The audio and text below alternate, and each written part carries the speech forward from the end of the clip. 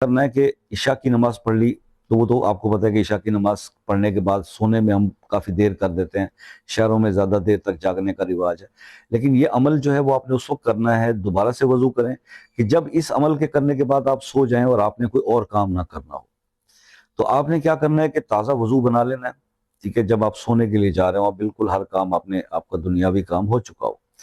تو اس کے بعد آپ نے ایک تازہ وضو بنانا ہے، اور وضو بنانے کے بعد آپ نے پھر اسی طرح مصلی پہ بیٹھنا ہے، اور صرف آپ نے وہ ایک مقصد جو آپ کے ذہن میں جس کے لیے آپ چاہتے ہیں کہ وہ میرا پرابلم سالو ہو جائے، تو اس کو ذہن میں لے کے اس کے لیے آپ دعا کریں گے۔ تو پھر آپ نے کیا کرنا ہے، آپ نے 7 بار درود ابراہیمی پڑھنا ہے،